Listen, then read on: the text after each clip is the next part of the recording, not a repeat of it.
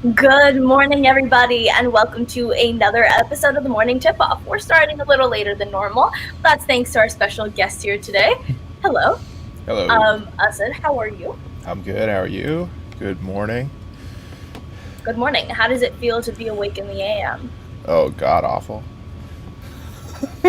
I don't know how anyone does this, but this is what happens when I whoop Imman at the pick and roll with the show for week after week after week. She's like, "Well, I have to beat him at some point," so she calls me in when my brain's not awake. So hopefully you get a win today.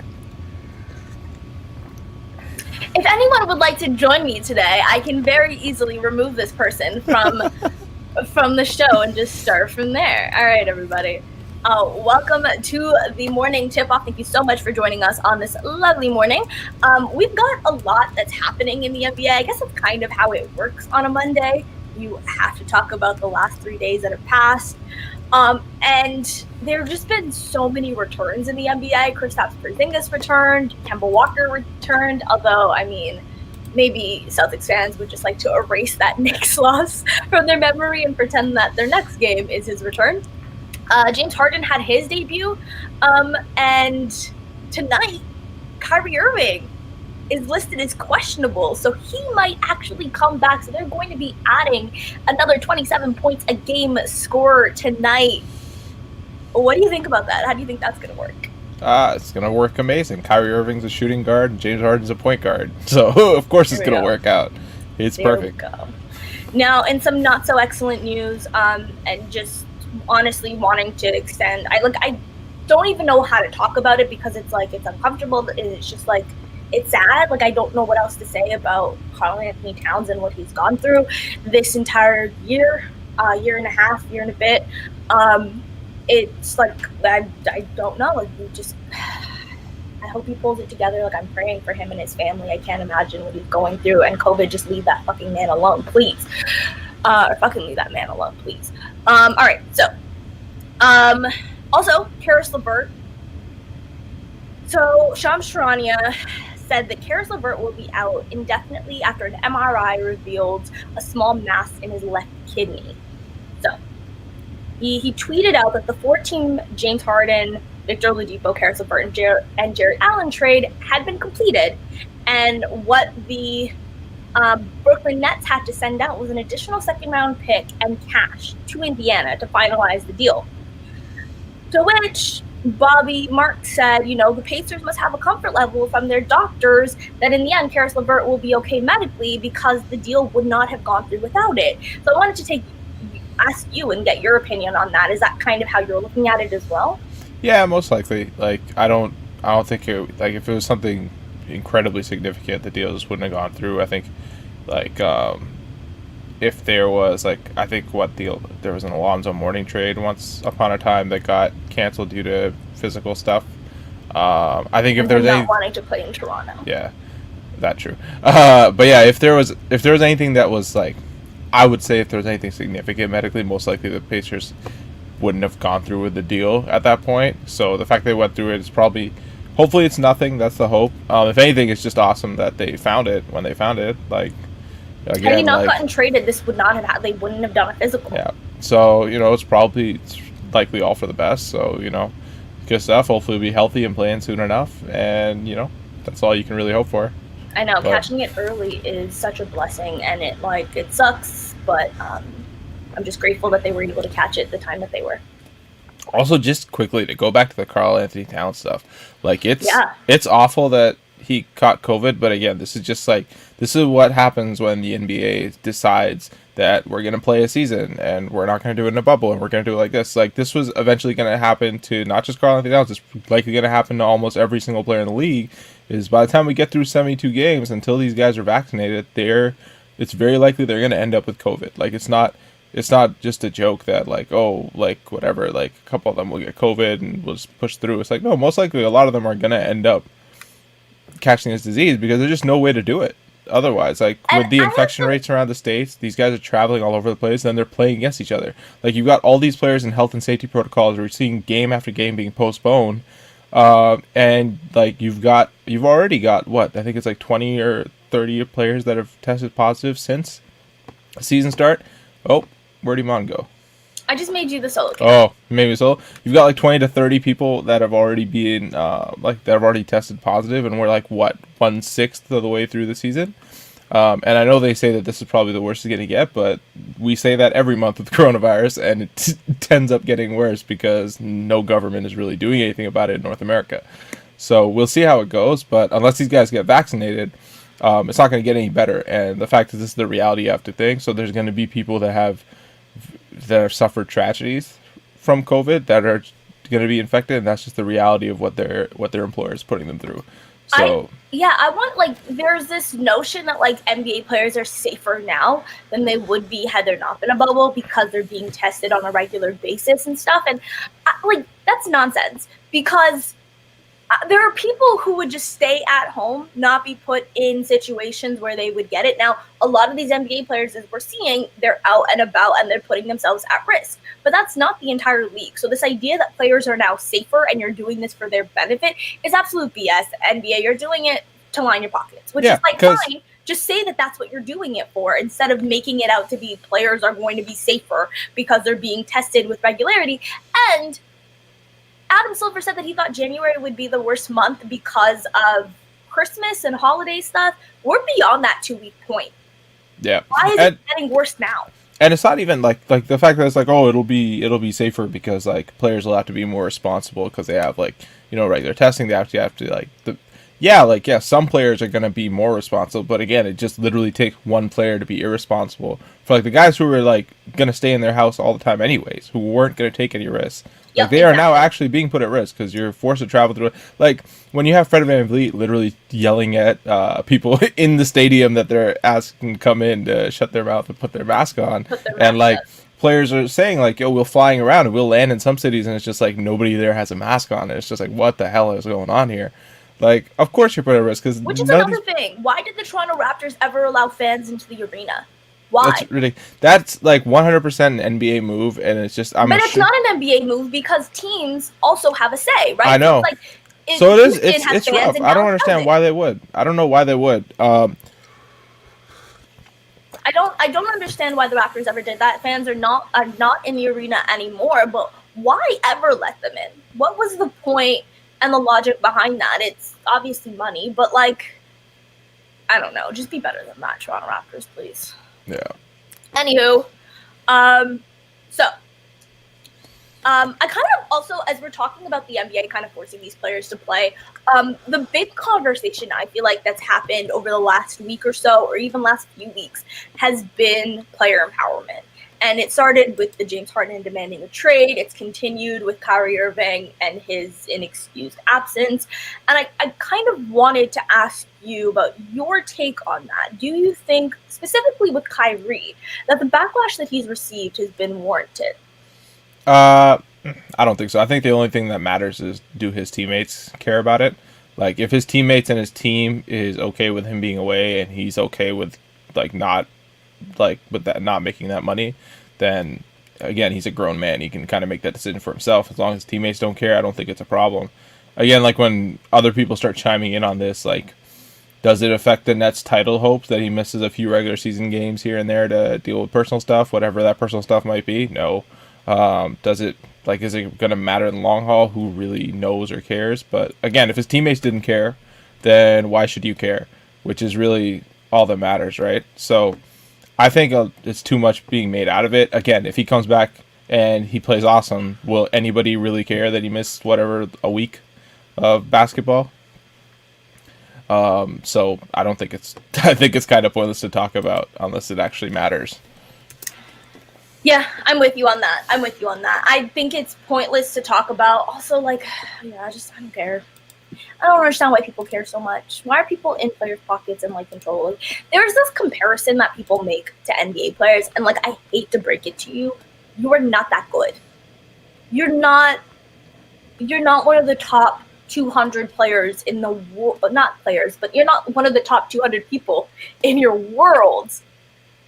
In the world at your job. So you don't have the same leverage that they have. I'm sorry, you're never going to have the same leverage that they have. And it's Kyrie's not even the top 200 at his job. He's the top 15 at his job in the entire world. He's going to have different leverage than I do because I'm replaceable at my job. Yeah. Also, like I think Yasmin put it best on her piece on, I think, was that her piece on Neon Basketball or Basketball News? I forget where her piece was, but she had a great piece on Kyrie recently, and that like Kyrie taking a sabbatical during like this, like during the current state of the world is like the most normal thing that you could possibly think of. Like, really, it's not like I don't understand why everybody's trying to act like everything's just normal right now when it's very clearly not. And honestly, like I don't think fake. if the season's fake. Like the season is fake. Real. But other than the season being fake, like if other players were like, as like the COVID cases go up or other stuff happens, like if other players decide that like, oh, we can't play for personal reasons or whatever it might be, then like I think that would be completely normal. Like it's a very ridiculous season to be playing anyways. Mm-hmm. But given what it is, like I think you just take what you can get from the players. Like if they're there, they're there. If they're not, they're not. And if Kyrie Irving decides that he doesn't want to get paid for those games by missing out on them, then that's his decision. It's his money. He can count it himself. Like you don't have to be counting that for him. And I guess it sucks for you if you're a fan and you wanted to see him that day, but oh well. All right. So you hinted at this earlier. We co-hosted a podcast called the Pick and Roll With It Show, and I often beat you, despite the fact that you don't not seem to remember this right now.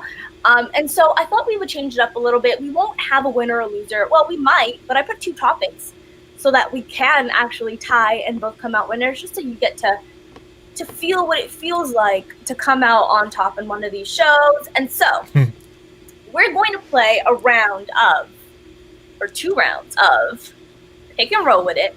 Got 2 topics here. Are you ready?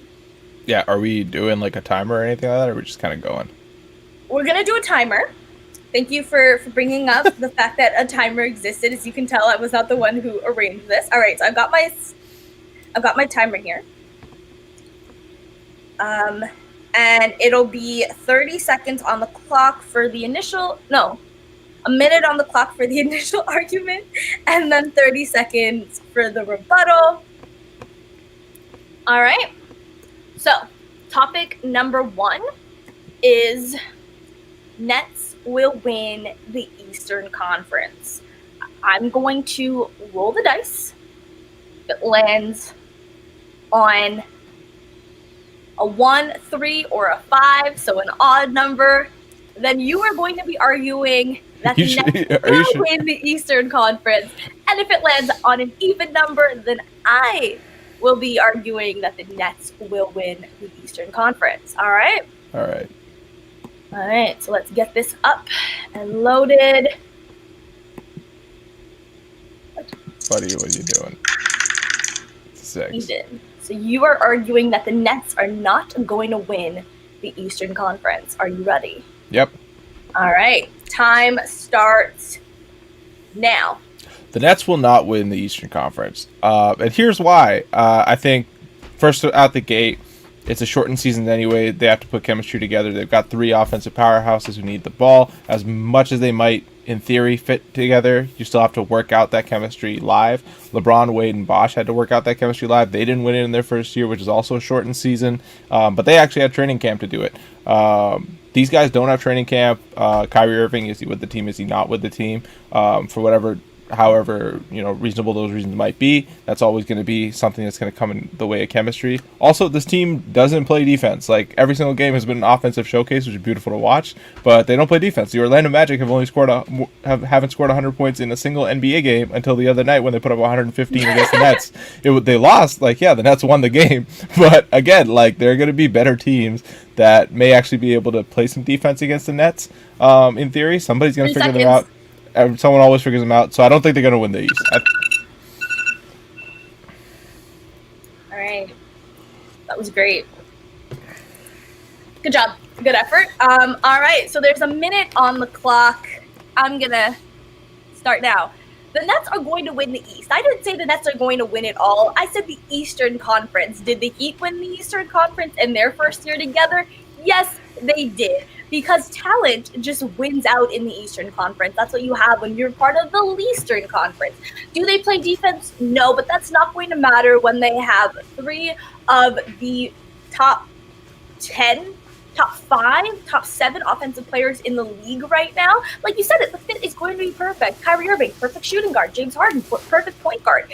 No, their sizes don't match what people think, and people are probably struggling to figure out how it's going to fit on the court, but you just mentioned it perfectly. And they've got Joe Harris to space the floor. They are going to be the deadliest offensive team that we've seen in recent years, and that's just going to cruise right past the Eastern Conference, because what we've seen is that the Celtics are frauds, the Bucks are frauds, the Sixers are frauds, and that just leaves the Nets.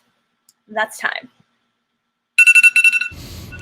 I think it's saying a lot that you can say all those teams are frauds while the Nets aren't frauds. We don't know if the Nets are frauds yet. I haven't given you your 30 seconds yet, sir.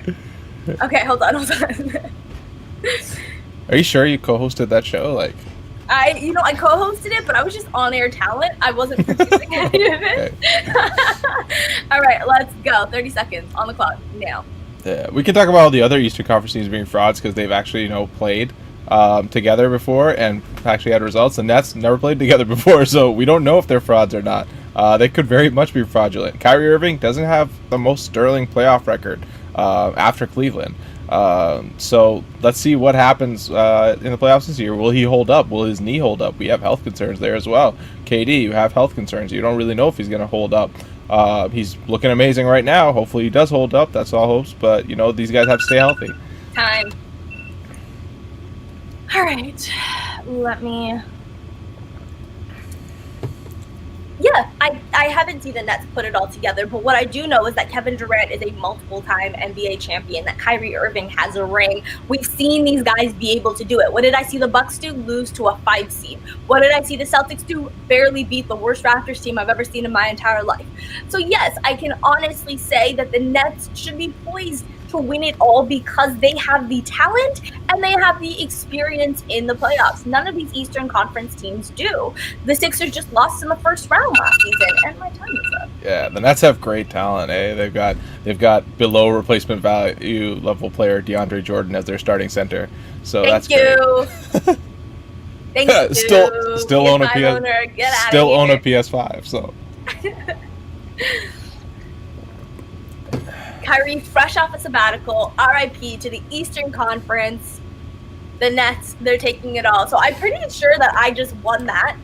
Like I said, there are no winners and losers. So we're going to do the second one. Are you ready? All right, let's go. All right, so the second topic that I have here is one that, caught the internet a little bit by storm yesterday. It was written by Brad Botkin. I hope I pronounced that right, of CBS Sports. And this is the headline. This is the headline alone. It's not the article. Guys, read articles. Don't just read headlines. But you know what? We thought we'd play with the headline itself. So, Trae Young's ill-advised three-pointer in the Hawks' latest loss tells a larger tale.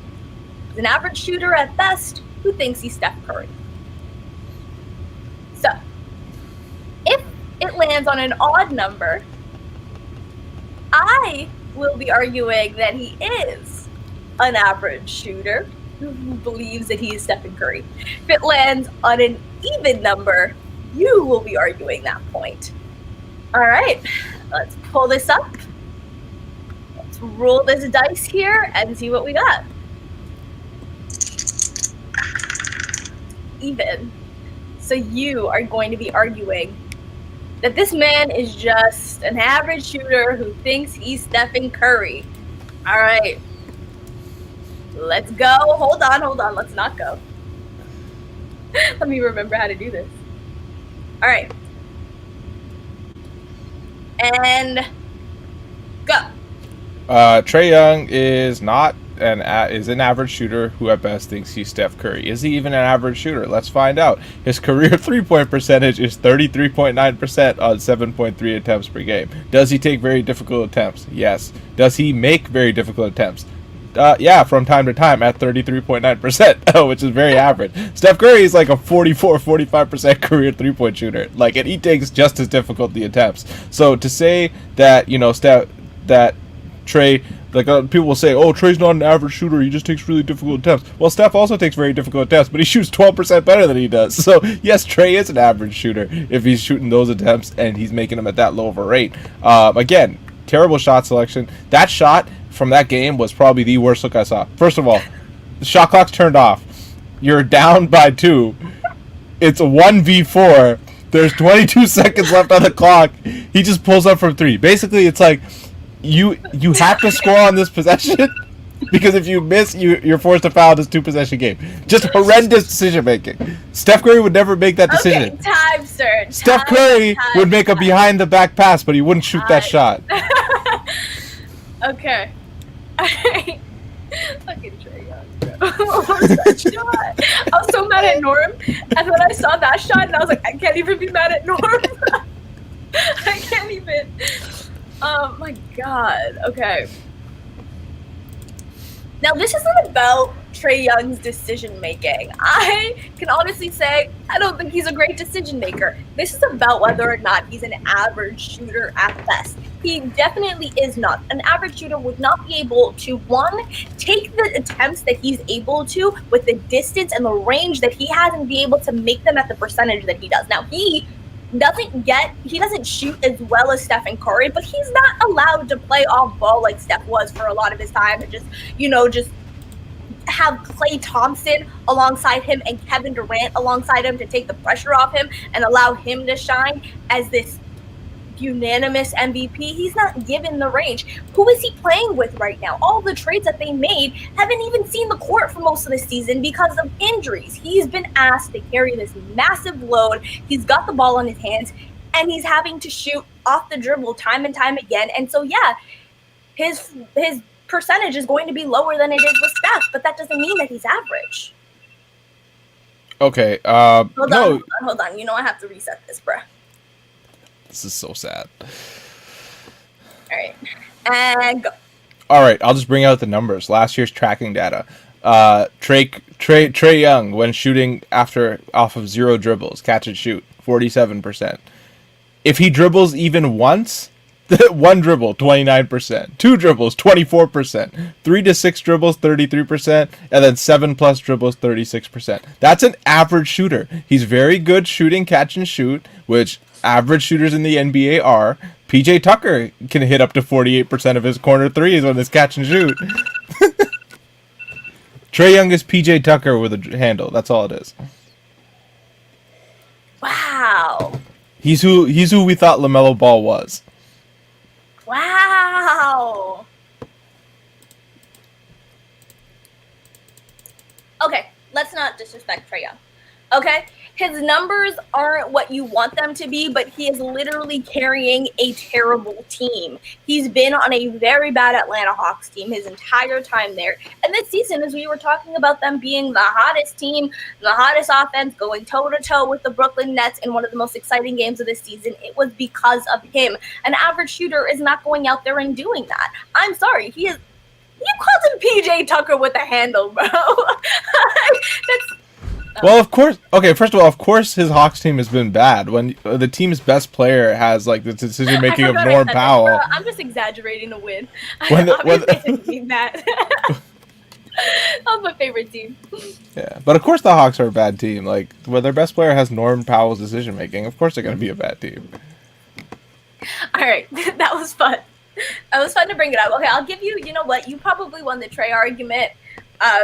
But because you came out with numbers that I just was not prepared for, because I honestly thought I was coming in slandering Trey Young. Like I was so ready for it. But I definitely won the Nets one. So you know what? It's 1-1. That's how we'll take it. All right. So before we head out, I did want to talk about the winner of the weekend for you and the game that you're most looking forward to this week. So who was the winner of the weekend? I don't know if any team won, but I know James Harden won the weekend. Ooh. James Harden got himself out of Houston and chilling, sitting nice and pretty in Brooklyn. He lost a ton of weight in 3 days as well. So good for James Harden. Everything's all the way up on James Harden. So James Harden's the winner of the weekend. I like that. I wanted to give the Knicks one just for that 30-point win that they had over the Celtics, but obviously they lost the game before and I think they've lost 5 of the last 6 or 9 of the last 10. Who knows what the Knicks? But I wanted to give them one there. Also, I hate to say it, but like the Clippers have been just like solidly good. They now have the best offensive rating in the NBA. Paul George has looked phenomenal this year, and they've just been a really scary good team in the same way that the Lakers have been all year. Like the Lakers have been the most boring team all year. So I don't want to give them win of the weekend because they're just winners of the year at this point. Like they're just the best team in basketball. They haven't had any sort of crazy thing. Whereas the Clippers kind of started off all rocky. Paul George was yapping a lot and they lost by 50 to a team. So like they kind of had their mess. But since then they've been really, really good, and they've had 2 giant wins. Granted, it was against a Pacers team that's missing some guys, namely Karis LeVert and Victor Oladipo obviously being gone, and also the Sacramento Kings, who are the Sacramento Kings. So it's not like they've had big wins, but I think that they deserve some roses right now as the season has moved along. So, what's the game that you are looking forward to this week? Well, I think everybody's answer is when are the Nets playing? But the Nets play the Cavs twice this week, so that's a no-go. They play the Bucks tonight. Oh, I didn't see tonight's. That would be probably my game I'm most looking forward to. Other than that, there's a Lakers-Bucks game I think on Thursday, which looks really interesting. And the only other game that I looked at this week, and I was like, that should look cool, is I believe on Saturday. It's either Friday or Saturday. The Suns play the Nuggets, which should be a fast-paced game, a lot of offense, and those are 2 interesting teams. But both of them are kind of flawed, but both of them are also kind of good. So that should be fun to see, Chris Paul versus Jokic, seeing who can, craft together a better offense. But that's probably what I'm looking forward to for the week. Isn't modern NBA so fun? When have we been able to say point guard versus center? That's what we're looking at right now.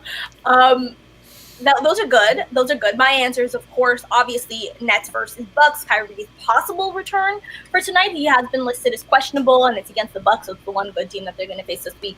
But also Raptors Heat, which are 2 of the more confusing teams. I made a joke that the Raptors are allergic to Nobody wants to watch that. And then nobody wants to watch 2 teams putting up 85 points, struggling to hit any shots because they're just gonna zone the hell out. They're just zoning the hell out of each other. Well, they're not gonna watch for the game. Thank you so much for joining today. I've gotta head to work. Thank you, everybody. Peace and love.